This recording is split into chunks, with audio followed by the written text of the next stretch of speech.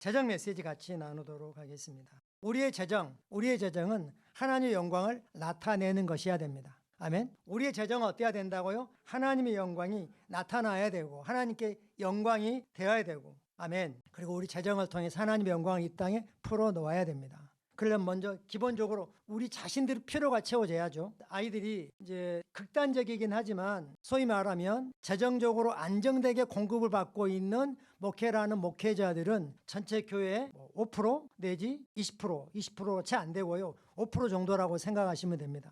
그 교회들이 큰 교회이기 때문에 마치 교회 목회자들이 부자인 것처럼 생각하지만 그러지 않은 사람들이 훨씬 더 많습니다. 그렇기 때문에 거기서 큰 자녀들이 경제적으로 어렵게 크거든요. 그래서 양극단으로 가는 거죠. 그럴지라도 그들이 심령이 바른 애들은 하나님 말씀과 기도로 늘 동행하는 삶을 살아왔던 애들은 더 주님을 더 잘 따르는 사람들이 되는 거고, 그러지 않으면 방황하다가 또 어려움을 겪고 늦게 돌아오기도 하는 거죠. 우리는 하나님의 자녀로서 아브라함의 약속의 시인 이삭이 어떠한 삶을 살았는지 알고 있습니다.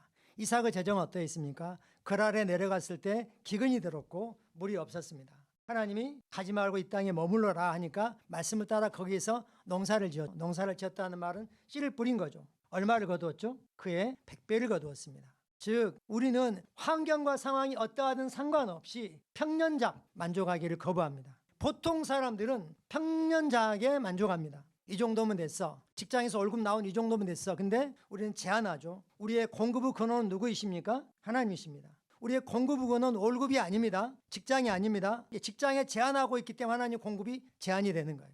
공급의 근원은 누구시다? 하나님이시다. 이 일 아니고도 하나님 나에게 공급할 통로가 엄청나게 많다. 근데 기근의 시기에 이삭은 어떻게 했다? 100배를 거두었어요. 근데 우리는 기근의 시기가 아니죠. 그럼 어떻게 거둬야 돼요? 100배가 아니라 그 이상 거둬야죠. 엄청나게 거둬야 되죠. 근데 그걸 생각하냐 하는 겁니다. 이건 우리의 노력으로 그렇게 거둘 수는 없는 겁니다. 아멘. 그러므로 재정적인 안정을 위해서 또는 재정적인 수입을 얻기 위해서 고군분투하기를 내려놓으십시오. 아멘. 오늘이 마감인데 오늘 이 마감 때까지 이건 성사가 돼야 돼, 거래가 돼야 돼 라고 하고 사람이 우리를 몰아갑니다. 초조해지죠. 내려놓으십시오. 아멘. 이거 아니어도 하나님 얼마든지 공급하실 수 있어. 이달이 아니어도 다음 달에 하나님은 더 하실 수 있어. 아멘. 평안하십시오. 평안하십시오. 할렐루야. 그러려면 어떻게 해야 되는 거죠? 어떻게 100배를 거두는 겁니까? 이삭이 어떻게 100배를 거두었습니까? 씨를 심은 거죠. 아멘. 이게 하나님의 원리입니다. 할렐루야. 우리는 평범한 수학, 평범한 재정에 만족하기를 거부합니다. 왜요? 우리가 배부르고 등 따시고 신간 편하려고 하는 게 아닙니다. 그러지 않아도 하나님 뭐합니까? 일용할 양식을 공급하십니다. 아멘. 단지 우리 배부르려고 재산 축적하려고 경제활동하지 않습니다. 하나님의 영광이 이 땅에 나타나도록 하나님의 영광을 재정을 통해서 이 땅으로 끌어오도록 하기 위해서 하는 겁니다. 그럼 우리는 돈을 따라가지 않습니다.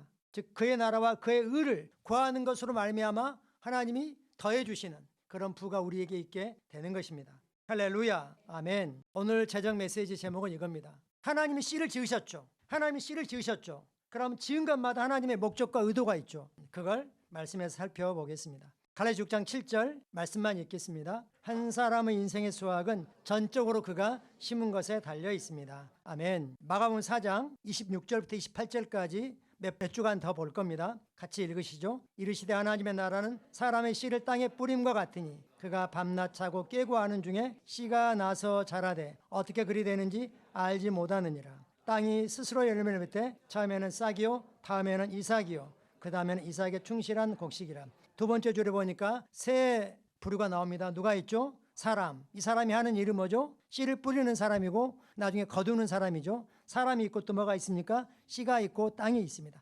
각각의 역할이 있죠. 사람의 역할은 뭐죠? 씨를 뿌리는 겁니다. 그리고 씨가 하는 역할은 네 번째 줄에 나서 자랍니다. 싹이 틔우고 그리고 자라죠. 자라고 증가합니다. 확대 번역은 grow and increase 이렇게 번역하고 있습니다. 그리고 땅이 하는 일은 뭐죠? 스스로 열매를 맺는데 단계가 있다는 거죠. 우리가 씨를 뿌렸습니다. 다음날 보니까 땅이 그대로 있습니다. 흙이 그대로 있습니다. 어린아이 같으면 어떻게 되겠죠? 파보겠죠. 그러면서 그대로 있으니까 헛수고했네, 씨 버렸네, 시간만 낭비했네 이렇게 어른들은 안 하죠. 농부들은 뭐 하죠? 진득하게 기다리죠. 때가 될 때까지 기다리죠. 잡초도 나는데 시간이 걸립니다. 그러나 유실수 이런 것들은 시간이 훨씬 더 걸립니다. 그러므로 절대 초조하지 마십시오.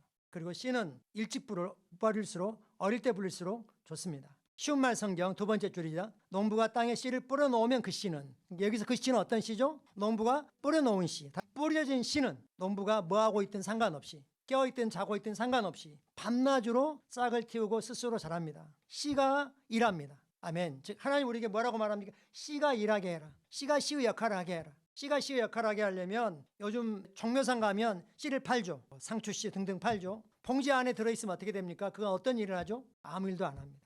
이것이 뜯겨져서 적절한 땅에 뿌려지면 때가 되면 싹이 트고 자라서 꽃도 피고 열매도 맺고 그러는 거죠. 스스로 자랍니다. 스스로 자랄 수 있도록 우리가 기회만 주면 되는 거죠. 농부는 왜 그런지 모릅니다. 그것은 땅이 저절로 씨를 자라나게 하고 싹이 나고 이삭이 나고 마침내 나달이 맺히게 되는 겁니다.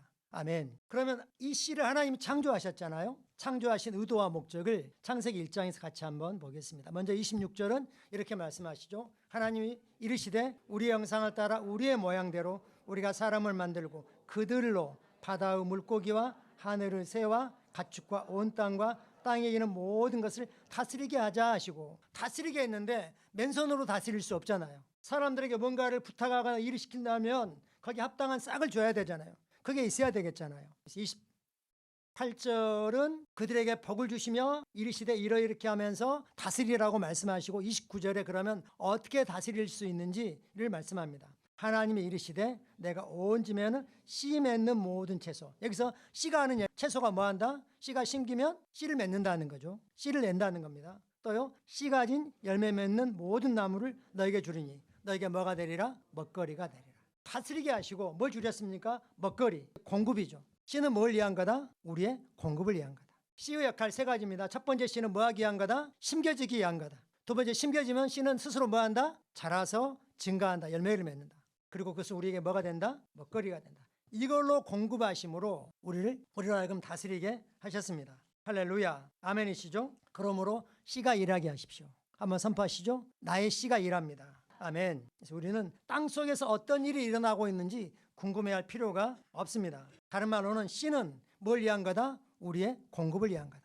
원래 의도가, 창세기에서 말씀하신 하나님의 씨를 공급하신, 씨를 만드신 의도는 뭐다? 우리의 먹거리, 우리의 공급을 위한 거다. 아멘. 그럴 때 평년작이 아니라 100배 그 이상의 소출을 거두게 되는 것입니다.